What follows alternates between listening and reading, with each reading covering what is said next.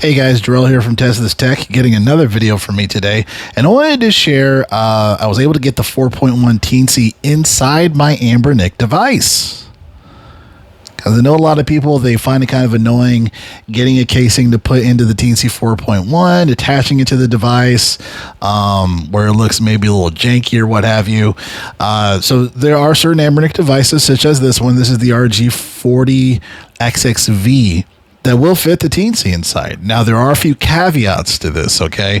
So as far as for the specifics on how I got this in here, there is a plastic piece on the other side of this casing. It's almost like a little plastic stand. I had to cut that out basically. I had to use you can use like a soldering iron too to melt it off. That's kind of what I did, but you can cut that piece out, and that allows you to put the Teensy in there, because that's really the main piece within this that didn't allow me to fit it in there. So after I did that, I was actually able to fit the entire Teensy inside. Now, the caveats are the shoulder buttons aren't really going to work. So if you plan on using the device to play games and to run M8 headless, I don't recommend doing it this way. You may want to go back to, putting the Teensy onto a case or what have you to fit it onto the device. But if you want to have an Ambernick device that's just specifically built for M8 headless, this might be something that you might be interested in, just so that way it looks clean. Regardless if the shoulder buttons don't work, it looks really clean. The cable is from Cable Creation, so it's actually thin enough to fit in here and I'm still able to put the screws on here as well. So the screws fit back in. So usually the bulkiness of the cable will kind of protrude out, and you won't be able to close it really. But the Cable Creation cable actually allows you to fit everything in here within it, which is really great.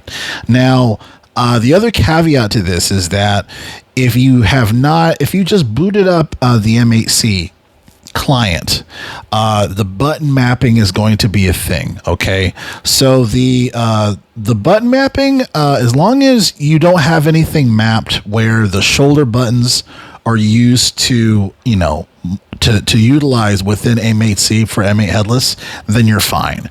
I know typically when you start up the M8 headless, you have these two buttons, the select start, and then I think A and B.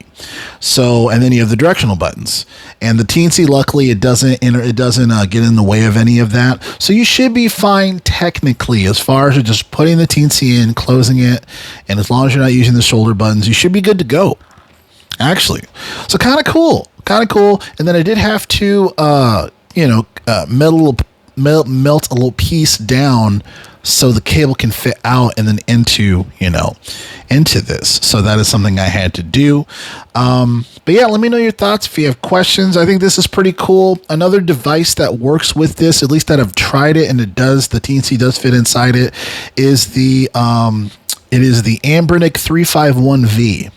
That is a big enough device where you can actually fit the Teensy inside of it, which is nice. And you really don't have to do too much construction.